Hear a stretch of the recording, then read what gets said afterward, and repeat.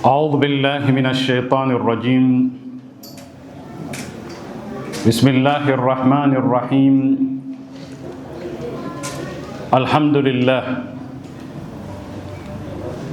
لله الذي لا يبلغ مدحته القائلون ولا يحصي نعماءه العادون ولا يؤدي حقه المجتهدون، الذي لا يدركه بعد الهمم ولا يناله غوص الفطن، الذي ليس لصفته حد محدود ولا نعت موجود ولا وقت معدود ولا أجل ممدود.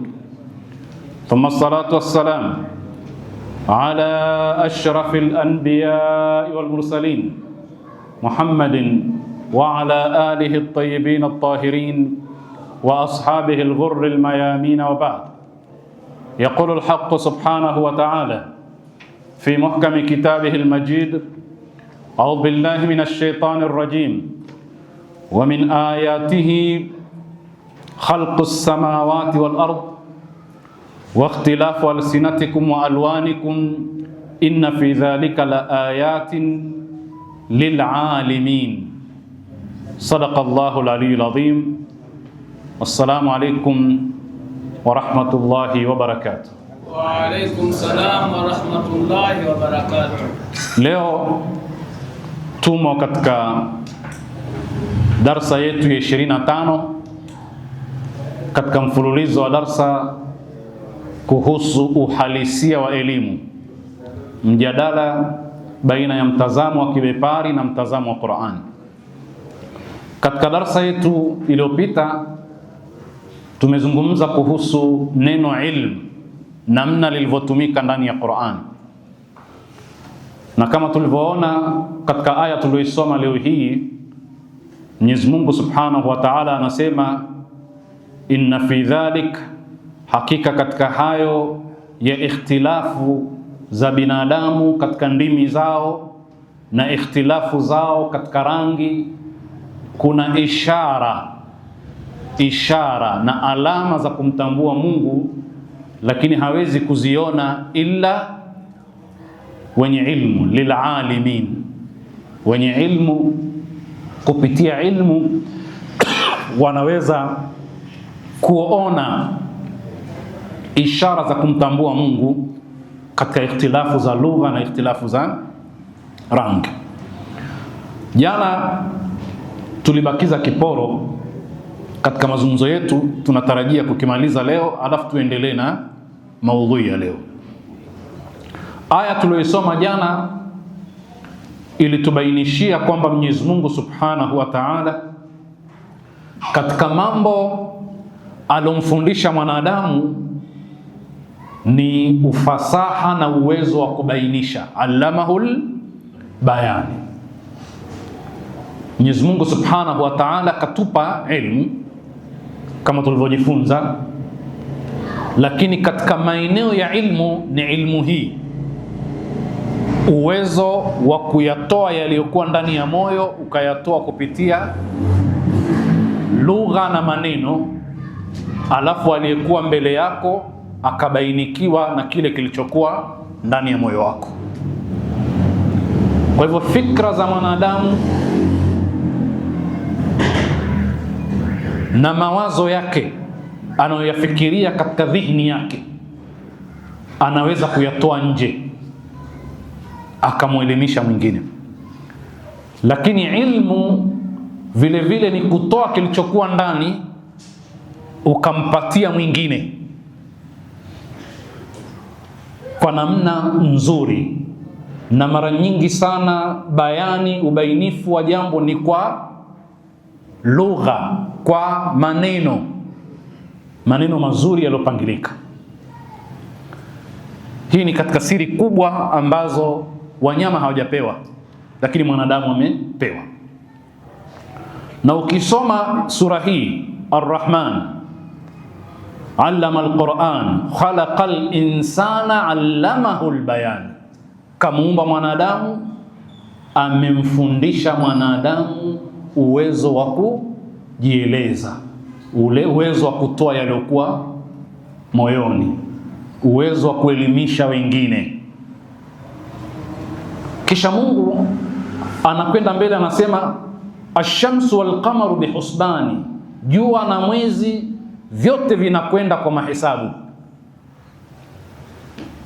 Ndio yale tuliyozungumza sana kwamba haviendi ovyo ovyo, na ndio maana binadamu wameweza kujua kwamba mizunguko ile inachukua muda gani na inakwenda kasi gani, wakipima kwa kipimo cha kilomita, kipimo cha kasi ya mwanga, kipimo cha kasi ya sauti, lakini wanakipima masafa baina ya sayari na sayari ni kwa mahesabu na vipimo.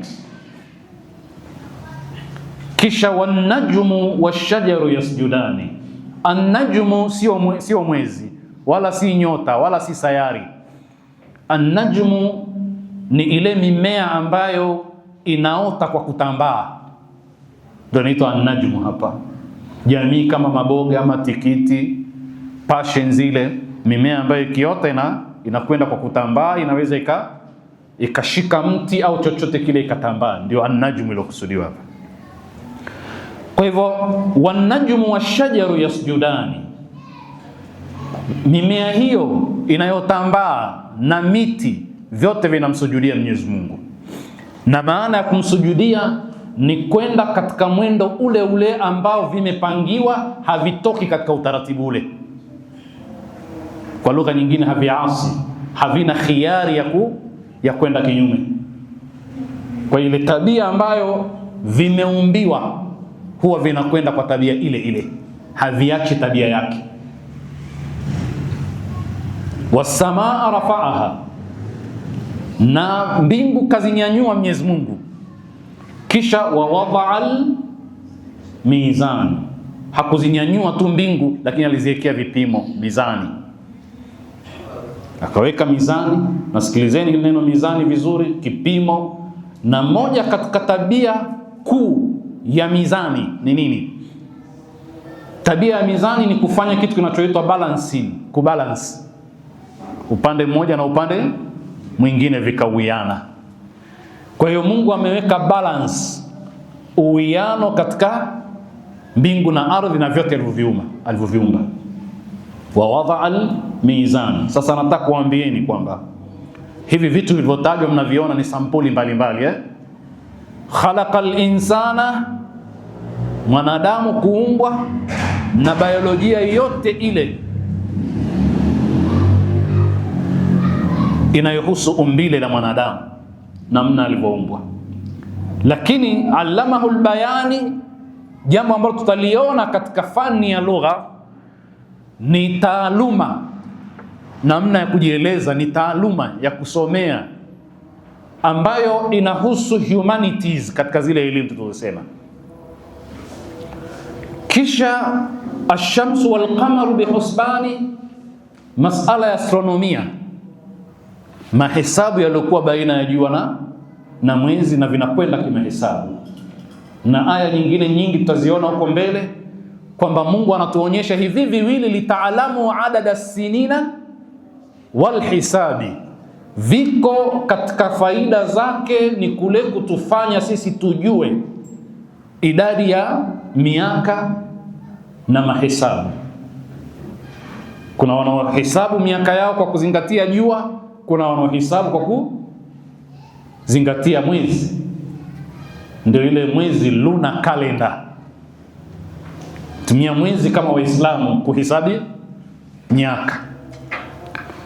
Lakini amekwenda katika masala ya agriculture, wan-najmu wash-shajaru yasjudani, kwamba vinakwenda mwendo maalumu, havikiuki utaratibu ule. Ukikosea wewe kuvipeleka ndio havitokwenda, lakini ukiviwekea asbabu, maji yakawepo, mbolea ikawepo, havitoasi. Kila mti una tabia yake na haukiuki tabia yake. Waanbatna fiha min kulli shay'in mawzuni, na vikawekwa kwa mizani vile vile.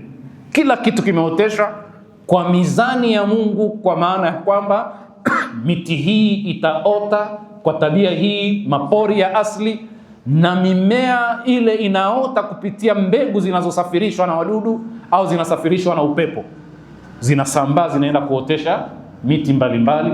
Lakini anbatna fiha min kulli shay'in mawzunin waja'alna ar-riyaha lawaqiha, tukaufanya upepo ndio unaokutanisha zile mbegu, alafu mmea ukaota.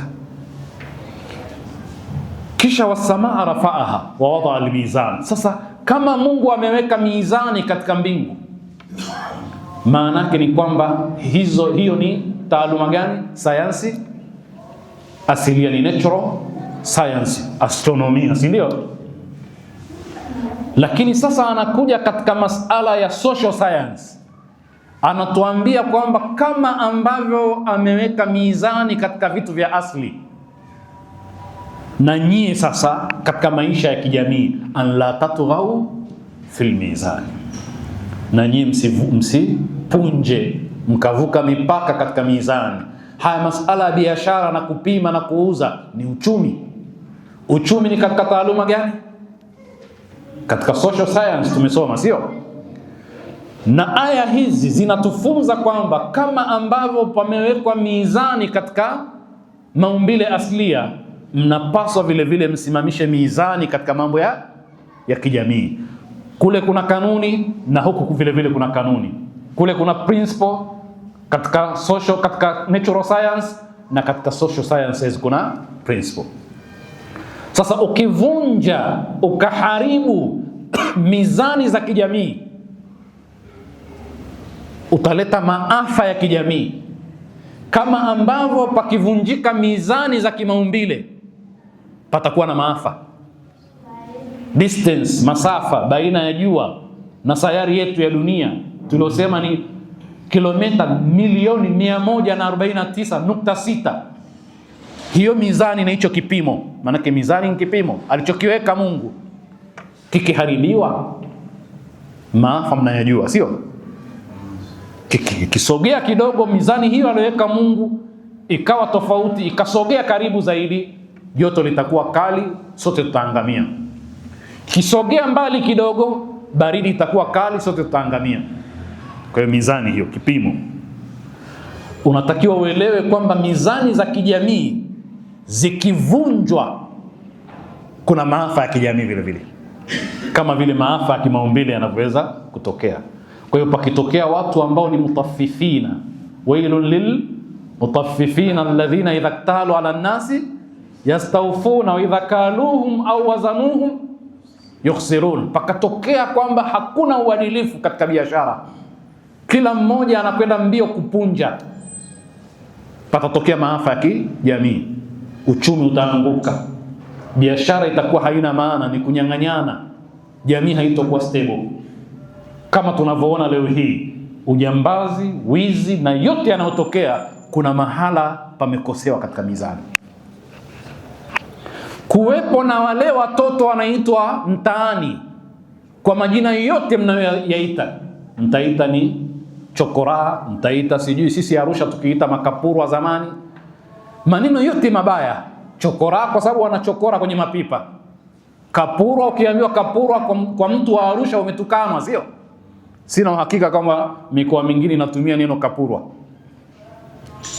Maneno machafu yote, lakini ukweli ni kwamba kuna mahala jamii imekosea ikazalisha chokora. Sio kosa lao, ni kosa la kijamii. Kuna mizani ambayo haiko sawa sawa. Pakiwa na ujambazi uliokithiri katika jamii, ikawa kila mtu ataandika kwenye nyumba yake kuna mbwa hatari, akaweka waya za umeme, akaweka mlinzi, akaweka vitu vingi sana vya kuhakikisha yuko salama. Anajilinda na nani? Na tabaka fulani katika jamii ambalo halihitaji kuomba, linataka lichukue kwa nguvu. Lakini nani kalifikisha mahala likafikia mahala linahitajia kuchukua kwa nguvu? Kuna ikhtilalu katika mizani ya kijamii. Zaka zinatolewa, khumsi zinatolewa, sadaqati zinatolewa, hivi vyote vinatoka. Kama havitoki, ritani yake ni nini?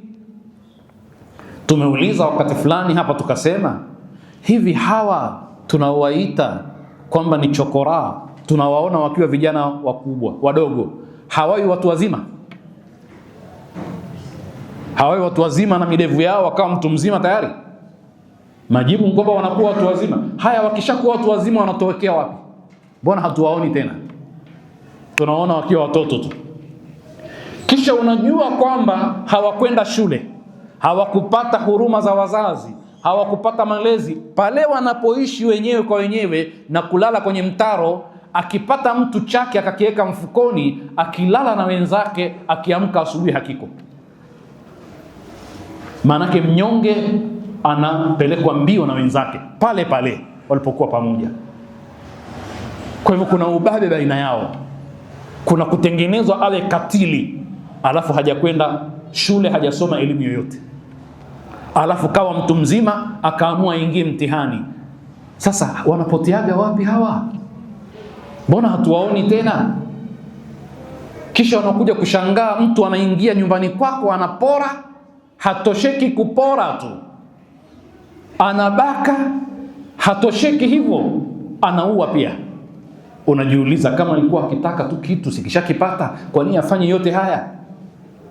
Kumbe ni accumulation, ni mkusanyiko wa tabia zake zote za tangu zamani akiwa mdogo, na hasira zake zote za kukosa na kutengwa na jamii, anazimalizia pale. Kama vile nyie mlikuwa mnatunyima sisi, sasa tumekuja kuzichukua kwa nguvu. Kwa hivyo jamii ikikosa mizani, maafa ya kijamii ni makubwa. Ndio leo inafikia mahala familia na mzazi hasa wa kiume inatosheka tu akihakikisha huyu mwanae basi aridhike, basi imekwisha. Kwa sababu ya umatubla sarair, utakuta orodha ndefu ya wanaoitwa watoto wa fulani si watoto wake. Hili ni jambo dogo hili nalo. Ikiwa machafu katika jamii, aliyekuwa mke wa mtu kutoka nje, jambo la kawaida. Kwa hivyo kuna watoto wa kusingiziwa wengi vile vile. Hili si jambo dogo. Utamwona mtu utu uzimani miaka 60 anaambia huyo si mwanao. Kwa nini asichanganyikiwe? Aliyemsomesha, akamkuza, akamfanyia kila kitu, kisha anaambia si wa kwako. Kwa nini asichanganyikiwe? Sasa ikiwa kwa aya hizi katika maumbile ya asli yana mizani,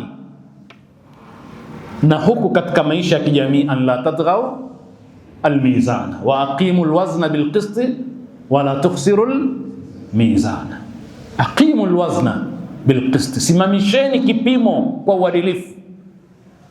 Sio katika mambo ya uchumi, vipimo vyote visimamisheni katika maisha ya kijamii, kama alivyosimamisha Mungu vipimo vyake katika maumbile ya aslia, ili msilete maafa ya kijamii, ili kwa darasa letu hili muendelee kuwa wanadamu mliotukuzwa, walaqad karramna bani adam. Ile heshima yenu ni hapa. Katizameni mizani inayotumika duniani, ni mizani sawa sawa? Mizani ya kwamba fulani amiliki makombora ya nyuklia lakini fulani hafai kumiliki, ni mizani hiyo? Mbali na kuwa mjadala kimsingi inafaa tumiliki, tumetumwa kuijenga hii dunia, makombora yale yanajenga, yanabomoa, lakini mmeamua kumiliki. Nani kawapeni kibali nyie wachache tu? Kwani nani alimpa kibali Korea ya Kaskazini? Nani alimpa kibali Pakistan? Nani alimpa kibali India? Na walipokuwa wakipigana sana hawa watu, lau kama wasingemiliki makombora yale, vita vingeisha, kwa sababu kila mmoja sasa anamuogopa mwenzake. Kwa nini wengine wasiingie tamaa ya kumiliki, ikiwa ukishamiliki utaheshimiwa na utaogopwa? Kwa hivyo utaona dunia haina mizani ya kupima mambo ambayo ni adilifu. Wa aqimul wazna bilqisti wala tukhsirul mizana. Hakuna mizani katika mambo yetu yote kwa ujumla. Hapa ndipo tunapoona kwa mara nyingine uwiano baina ya natural sciences na social sciences. Kwa lugha nyingine, vyote vina kanuni, vyote vina mizani, vyote vina miqdari na kiasi. Kiasi Kiswahili ni kipimo, vyote vina kiasi. Kiasi haina maana kitu kichache. Unasema suruali, mimi kiasi changu kiuno ni 36, maana kipimo changu. Wewe unavaa viatu kiasi gani? Unasema 42 ndio kiasi chako. Ndio Kiswahili fasihi. Kwa hivyo kila kitu kiko kwa kiasi, yani kwa kipimo. Wa kana Allahu ala kulli shay'in muqtadira, amekikadiria kila kitu kwa kipimo chake. Sasa Mungu anasema allamahul bayan. Katika hadithi hatujadili usahihi wa hadithi au kutokuwa sahihi, lakini pamesema kwamba Mtume alisema inna minal bayani la sihra. Katika albayani, uwezo wa kujieleza, kuna sihri ndani yake. Sihri hapa haina maana ya uchawi. Sihri inatumika katika lugha kwa maana kuna athari, kama vile kumwambia mtu nimekuroga kwa maneno yangu, sio? Maanake maneno yangu yamekuathiri sana. Yani Mswahili kusema mwanamke hana haja ya kwenda kumroga mume wake kwa mchawi. Yeye mwenyewe akiamua kumroga kwa kumfanyia ihsani na wema, anamroga kabisa. Simelana Yani anaweza kumwathiri kwa namna isiyokuwa wazi. Ndio maana uchawi ni athari ambazo haziko wazi, haziwezi kuonekana, sio? Na sisi Waswahili tunasema kwamba maneno matamu yanaweza kumtoa nyoka pangoni, sio? Maneno yakiwa matamu ni sihiri kamili, inaweza kumshawishi mtu, sio? Na Waswahili wakasema mapenzi ni kurai, asiyejua kurai hajui kupenda. Mapenzi ni kurai, yani ni maneno mazuri ya kumrai mwenzako. Na kama hujui kurai, hujui kupenda. Hujawahi kuona watu wana ulimi mzuri, hana chochote lakini ulimi wake tu ndio anarogea wanawake kwa ulimi wake? Hao jamaa hamjawahi kuwakuta? Na kama hamjawahi kukutana nao, na matapeli pia hamjawahi kukutana nao, anaweza, vijana wanasema anakusomesha. Jamani, nimemsomesha mpaka kaingia 18 zangu. Kumsomesha maana yake nini? Ni kutumia ncha ya ulimi na uhodari wa kupanga maneno na mambo mpaka mtu akakuelewa kwamba uko sawa sawa, kisha akaingia mahala unapotaka aingie. Tunataka kusema kwamba mwanadamu kapewa uwezo huu, anaweza kuutumia vibaya vile vile. Lakini ni moja katika aya na alama za Mwenyezi Mungu Subhanahu wa Ta'ala kwamba kapewa ufasaha na uwezo wa kujieleza. Mapenzi ni kurai bwana. Ndio utakuta kuna watu mambo mengine yote hayawezi, lakini ulimi wa kudanganyia kina mama, lau wangeutumia katika mimbar ulimi ule, wasiokuwa Waislamu pia wangesilimu. Lakini anapokutumia, anatumia kule kwenye maeneo yake yale. Sasa hiyo ndio albayani aliopewa mwanadamu, uwezo wa kujieleza, akaweza kumwelesha mwenzake au akaweza kuelewa ya mwenzake. Na ndio maana Firauni alimtia ila Musa kwamba huyu nani huyu bwana, atakuwaje Mungu mtume wala yakadu yubinu, hawezi hata kujibainisha, hawezi hata kujieleza. Na ndio Musa alayhi salam akasema rabbi shrah li sadri wa yassir li amri wahlul uqdatan min lisani, niondoshe fundo na uzito katika ulimi ili niwe na bayani hiyo, yafqahu qawli, waweze kuelewa kauli yangu. Kwa sababu ni muhimu sana kuwa na ulimi mzuri uweze kushawishi watu kufahamu kile ambacho unataka wafahamu. Sasa hii sifa kapewa mwanadamu, na watu wamekuja kutengeneza ilmu mbalimbali kutokana na hilo. Kuna ilmu inaitwa ilmu albayani, ilmu almaani, ilmu albadii. Zote hizo ni katika balagha, ufasaha wa mwanadamu. Sasa mwanadamu tumesema jana, alipokuwa ni haki yake kujieleza, dunia ikaweka haki sasa katika hilo, freedom of expression, kujieleza, uhuru wa kujieleza. Tumesema jana huwezi kuhukumiwa wewe bila kuwa umepewa fursa ya kujieleza. Umetuhumiwa, umelalamikiwa, lazima upewe fursa ujieleze. Kisha baada ya pale ndio hukumu itoke, kwa sababu ni haki yako ya msingi kujieleza. Na tumesema mara nyingi, hata katika malezi, mtoto anapokuwa amekosea, mpe nafasi ajieleze. Kuna watoto wameleleka kiasi kwamba lau ungesikia maelezo yake hana hatia, lakini kwa kuwa hapewi fursa ya kujieleza hupigwa, alafu baadaye mzazi akajua kwamba la, kumbe hakukosea. Kwa hivyo inachotakiwa umpe mtoto nafasi ya kujieleza. Kwa nini umechelewa nyumbani? Kwa nini umechafuka namna hii? Usimpige kwanza, mpe nafasi ajieleze, pengine utamuelewa. Hiyo ni haki ya binadamu, akiwa mtoto, akiwa mtu mzima. Sasa katika kujieleza, lugha ndio inachukua nafasi kubwa sana katika kujieleza. Sio lugha peke yake, lakini lugha ndio inachukua nafasi kubwa. Manake hata mtoto akizaliwa huwa anajieleza, lakini anajieleza kwa kulia, sio? Akilia mama anafahamu kwamba ana njaa au ana kitu kingine, sio? Kwa hiyo mtoto hujieleza kwa kulia, na mama huwa mwepesi kumuelewa mtoto, kilio hiki ni cha nini? Huyu ana usingizi huyu. Mama atasema hivyo. Ana njaa huyu pengine anaumwa huyu. Kwa hivyo anajieleza kwa kulia, kwa sababu lugha sio sauti, ni sauti ambazo zina maana, lazima ziwe na maana. Kwa hivyo kulia sio lugha, lakini namna ya kujieleza. Sasa sehemu kubwa ya kujieleza mwanadamu inatokana na lugha, na lugha Mungu anasema min ayatihi wa min ayatihi, katika ishara na alama za kumtambua Mungu kwamba yupo. Ni nini? Khalqus samawati wal ardh, kuumbwa kwa mbingu na ardhi. Kaisome mbingu, kaisome ardhi, uifahamu tabia yake ili umjue Mungu. Wa fil afaq, katika anga huko. Sanurihim ayatina fil afaq, tutawaonyesha ishara zetu katika anga. Wataona mambo mengi katika anga. Tumesema kasome hicho kinachoitwa astronomy ili umuone Mungu. Hilo ni moja, ni katika ishara zake. Na tukasema hiyo ni natural science, namna gani na kutambulisha Mungu. Wa ikhtilafu alsinatikum wa alwanikum, na tofauti za ndimi zenu na rangi zenu. Sasa ndimi ni lugha, na lugha panasemwa kwamba duniani kwa sasa hivi kuna idadi ya lugha 7159.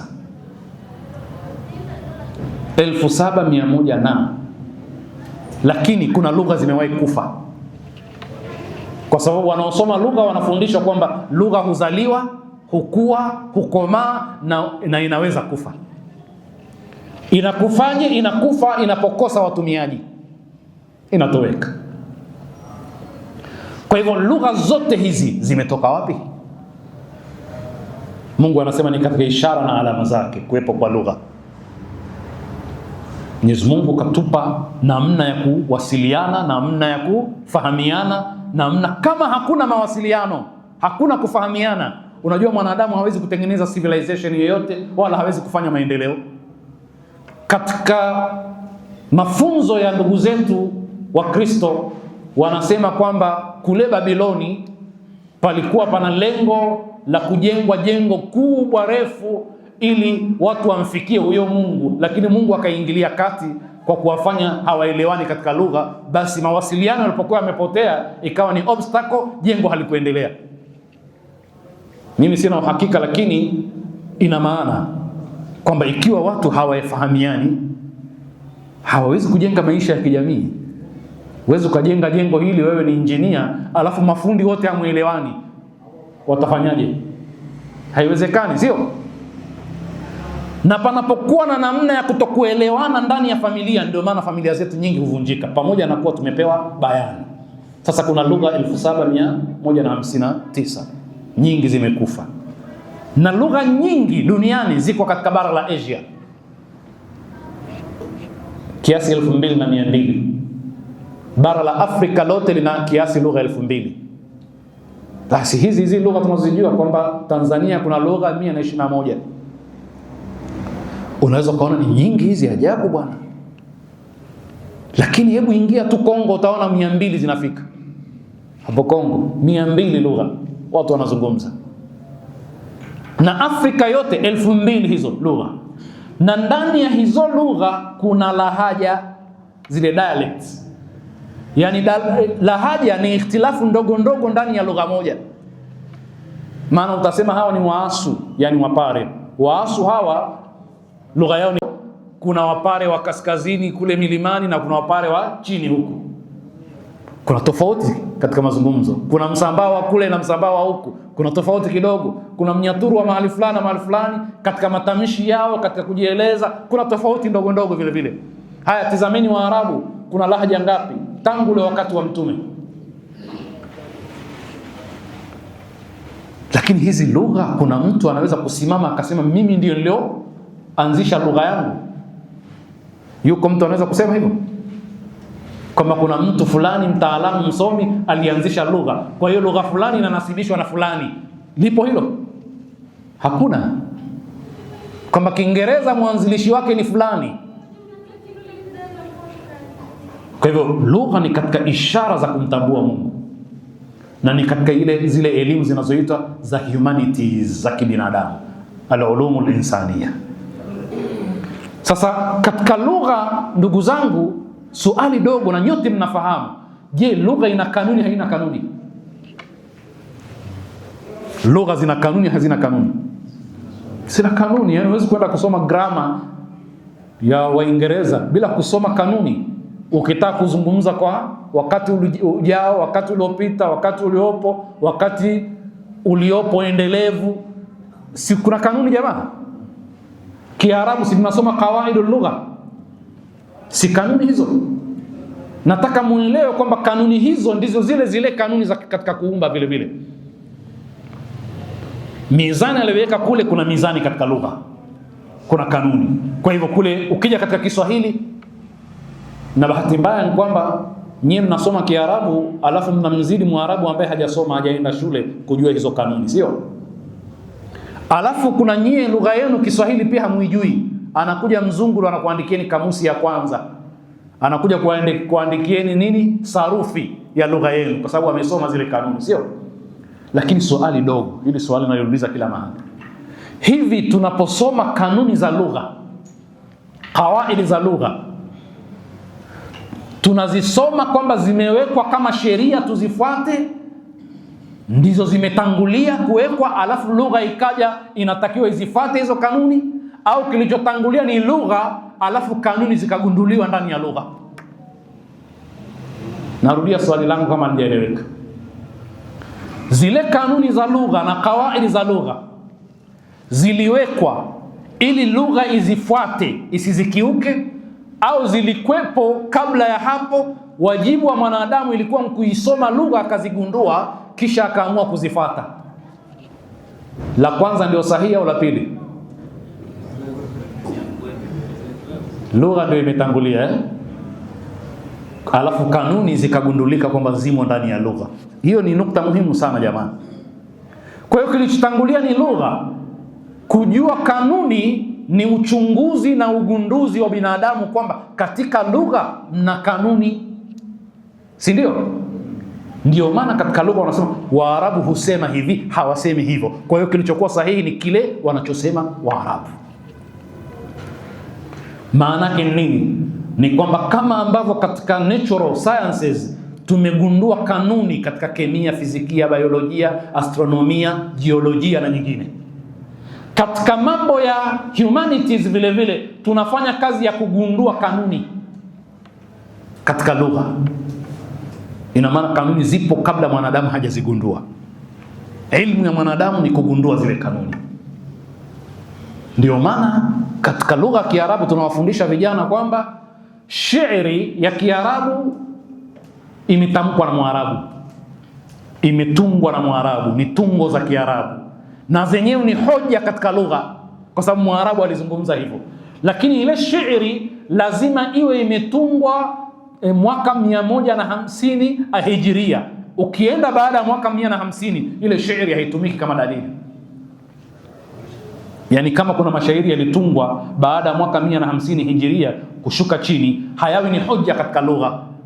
Waulize watu wa lugha kwa nini? Wanasema kwa sababu wakati huo Waarabu walianza kupoteza lugha yao ya asli kwa kukutana na jamii nyingine, ikawa sasa Mwarabu akisema sio hoja tena, kishaharibikiwa.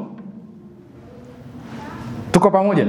Kwa sababu hoja ni vile anavyozungumza mwenye lugha yake. Kanuni zinafuata baada ya kumsikiliza mwenye lugha. Kwa hiyo tunagundua kanuni ambazo zipo. Umeona nini? Kwa nini Mwenyezi Mungu anasema wa min ayatihi, kwamba ikhtilafu alsinatikum ni ishara kumjua Mungu? Imekuwaje ndani ya lugha kuna kanuni? Nani kaziweka? Na watajieni tu baadhi ya taaluma za lugha ya Kiswahili katika isimu ya Kiswahili. Ukisema isimu ni sayansi ya lugha ya Kiswahili, na hakika msamiati huu wengi hawajauzoea, kwa hiyo nitadokeza tu. Kwa mfano, kwenye Kiswahili kuna kusoma kitu kinaitwa fonolojia. Fonolojia ni taaluma inayohusu sauti za herufi. Sauti za herufi, hiyo inaitwa nini? Fonolojia. Na unajua sauti za herufi maana yake ni kama vile unavyosoma wewe makharijul hurufi katika lugha ya Kiarabu. Lugha ya Kiswahili kuna watu kusoma fonolojia. Watu wamekuja kuweka kanuni za wapi herufi fulani inatokea. Katika kutamka herufi fulani inatoka mahali gani. Zile makharijul hurufi, utasoma sasa. Wakati huo utasoma biolojia pia. Ndio tumesema mara nyingi hizi elimu zinakwenda sambamba. Ukitaka kujua herufi zinatokea wapi, lazima usome umbile la mwanadamu sehemu hii, si ndio? Sauti inatoka wapi? Alhanakil ulwi wasufli, na koli zima lile, ulimi, kwa sababu kuna herufi zinazohusu ulimi tu, kuna herufi zinahusu shafatain, si ndio? Kama wau. Unaona? Sasa lazima usome biolojia ya mwanadamu ili uweze kujua herufi inatokea wapi. Kwa hiyo hazijao mustaqil, zimeungana. Tumeelewana? Kwa makharijul hurufi. Na kuna herufi kama hujasoma unaweza ukaona wewe mnatamka sawa tu, lakini ukweli hazitamkwi hivyo. Ndio sisi kwa mfano kwa Waasu, kwa sisi tuliozaliwa mjini ni rahisi sana kujulikana kwamba wewe sio wa kule. Kuna maneno ukiambiwa tamka huwezi. Sijui kama kuna jamaa wa Waasu hapa. Mwasu ni Mpare.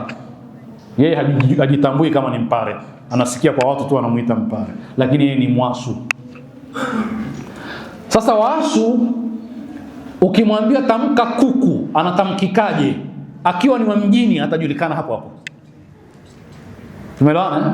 Kwa namna tu atakapotamka. Sasa nikiwatamkieni hamtoelewa, kwa sababu mimi pia napata tabu kutamka. Lakini katika Kiswahili, Mswahili mwenyewe, nimewahi kutoa mfano huu kwa vijana mara nyingi. Ile pa namna unavyoitamka katika lahaja ya Kipemba ni sawa sana wewe unavyotamka. Ndio ile tunaosema kwamba ni hiyo, lakini ile pa ya mpumuo. Mtu kusema Pemba na mwingine kusema Pemba ni tofauti, Sasa wanasema pa yenye mpumuo, Pemba. Hao umetoka pe, kuna mpumuo, si ndio? Lakini wewe unasema Pemba kavu. Hali matamshi, sio? Kwa hivyo wanasoma namna ya kuzitamka herufi. Hiyo inaitwa nini? Fonolojia. Haya, morfolojia.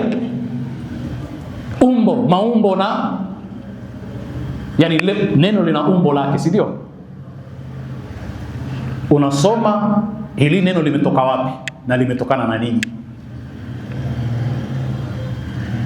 Jamani, si sayansi hiyo?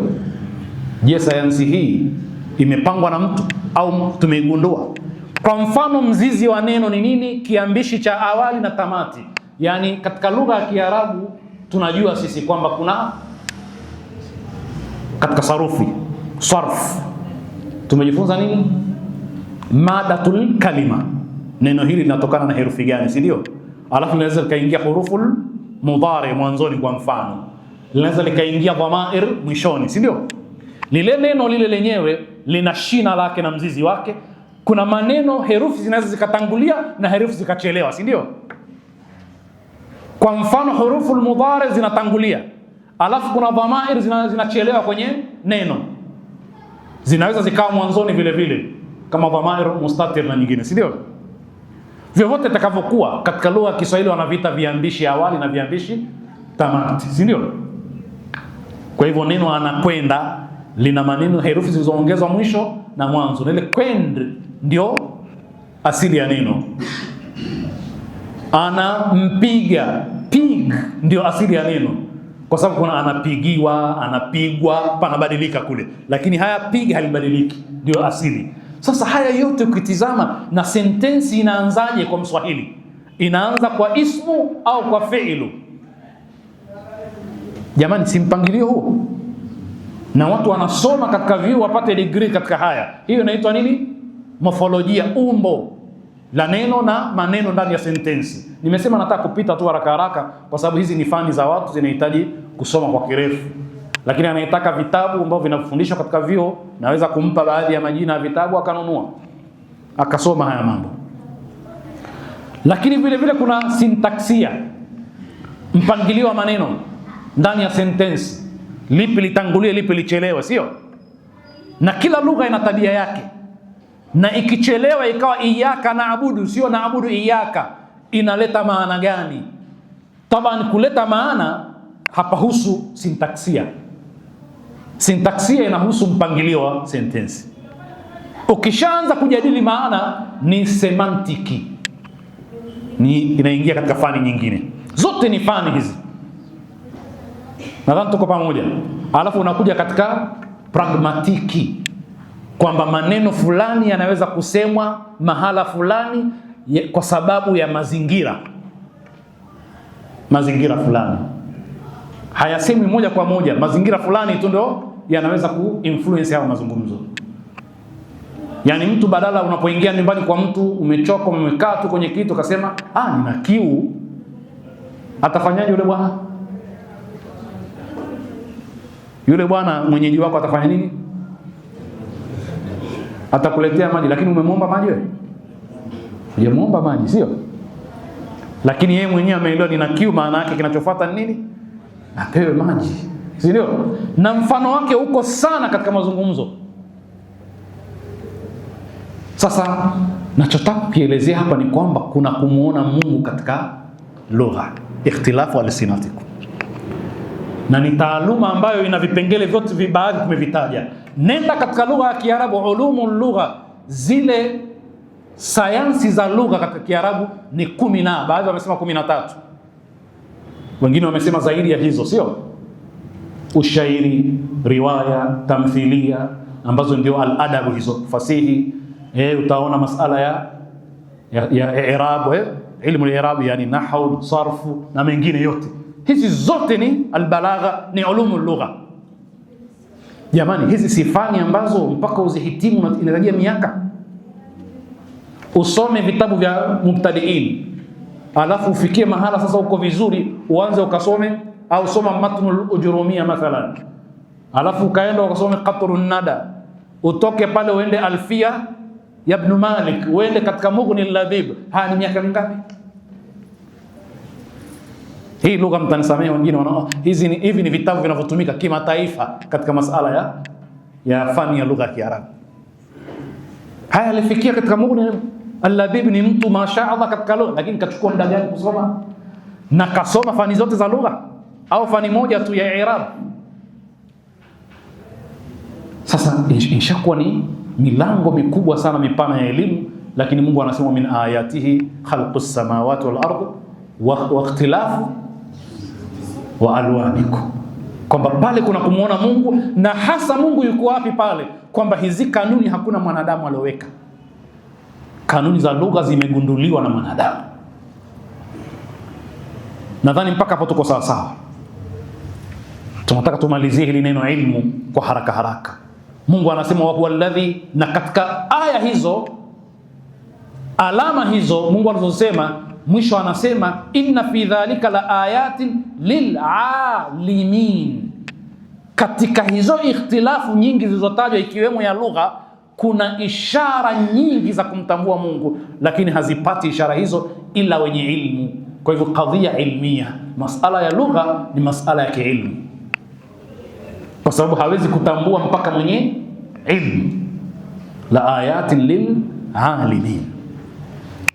Neno ilmu limetumika vile vile na Mwenyezi Mungu kuashiria ilmu katika aya mbalimbali, ikiwemo aya hiyo tulioisoma na ikiwemo aya hii tunayoisoma, wa huwa alladhi ja'ala lakumun nujuma litahtadu biha fi dhulumatil barri wal bahri qad fassalna al-ayat liqaumin ya'lamun. Yeye Mwenyezi Mungu ndiye aliyejalia, aliyeumba akajalia nyota. Nyota mnazijua, kila mmoja anafahamu, lakini Mungu anasema moja katika faida za nyota, faida nyingi ambazo hatuzijui, litahtadu biha, ili muweze kuongoka kujua njia kupitia nyota. Mufassiruna wanasema safari za baharini, wale wanaokwenda baharini huongozwa na nyota, kujua waende huku kaskazini, waende huku kadha. Na Waarabu zamani wakisafiri walikuwa na nyota kama 3 zinawaongoza, kwamba wakiona hii huku wanajua huku kaskazini, huku ni hivi, huku. Mungu anasema litahtadu biha fi dhulumatil barri wal bahri, ili muweze kuongoka kujua njia za hapa duniani mkiwa katika nchi kavu na mkiwa katika bahari. Ndugu zangu, hiyo ni ilmu, si ilmu. Na Mungu anathibitisha ni ilmu. Qad fassalna al-ayati liqaumin ya'lamun. Ilmu hiyo tumefafanua hizi aya kwa watu waweze kujua, au watu wanaojua, watu waweze kujifunza. Sasa hiyo ni fani ya watu kuweza kusoma anga, akaweza kutoa maamuzi ya aende vipi huku duniani. Mwenyezi Mungu Subhanahu wa Ta'ala anatuthibitishia hilo katika surati Yunus, anasema huwa alladhi ja'ala ash-shamsa dhiya'an, yeye Mwenyezi Mungu ndiye aliyefanya jua kuwa lenye kutoa mwangaza, wal qamara nuran, na mwezi kuwa unatoa nuru, wa qaddarahu manazila, akakadiria kwa mwezi vituo. Mwezi unaandama unakuwa ni kama vile wal qamara qaddarnahu manazila hatta aada kal urjunil qadim, wa qaddarahu manazila, akakadiria vituo, unakwenda mpaka unafikia, unakuwa mbala mwezi, unakwenda unapungua mpaka unakuwa aada kal urjunil qadim, karara bovu, unapotea, alafu unaandama tena, sio? Wa qaddarahu manazila, kwa nini? Litaalamu adada as-sinina wal hisab, litaalamu ilmu. Kwa hivyo kupitia pale mwanadamu kaweza kugundua, anaweza kujua misimu ya mwaka, anaweza kujua mzunguko, akatengeneza kalenda. Ndio watu wa kwanza kutengeneza kalenda ni Waafrika wa Misri, wakaweza kutengeneza kalenda inadhibiti misimu.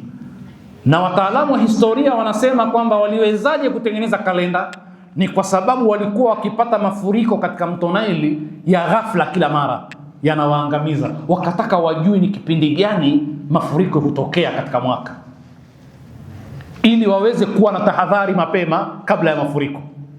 Hatimaye wakagundua kwamba wametengeneza kalenda mwaka mzima, ndio tunakwenda nazo sasa hivi. Tunajua msimu huu wa mvua, msimu huu wa kiangazi, msimu huu wa kadha, msimu huu patakuwa na upepo mwingi, ni kipupwe, ni kadha.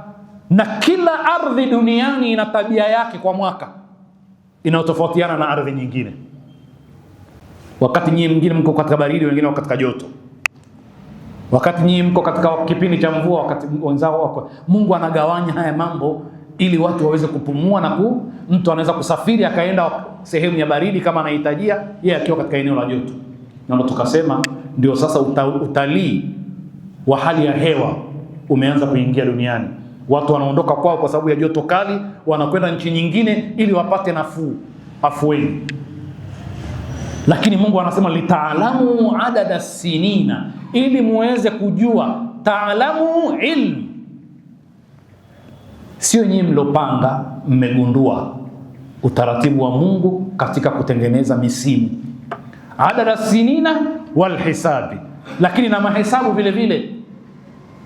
Kuhisabu, mtaweka kilomita, mtaweka maili, mtaweka sijui kadha, lakini itawatengenezeni mahesabu. Suala, haya ni masala ya kielimu, si masala ya kielimu. Hivi ndivyo ambavyo Mwenyezi Mungu Subhanahu wa Ta'ala anatufundisha. Sasa lugha na albayani ni vitu vya msingi sana katika namna mwanadamu anavyojieleza. Leo tumekomea hapa kwa sababu hatujapata fursa, maelezo yamekuwa marefu zaidi. Kesho Mungu akitupa taufiki, tunaingia katika neno namba 2 ndani ya Qur'an, ambalo tutakwenda nalo katika darasa ya kesho inshallah, na ambalo linaashiria ilmu. Tutakomea hapa. Nasallallahu al-auna wat-tawfiq lima yuhibbu wa yarda, innahu waliyyu at-tawfiq wa bihi nasta'in, walhamdulillahi rabbil alamin.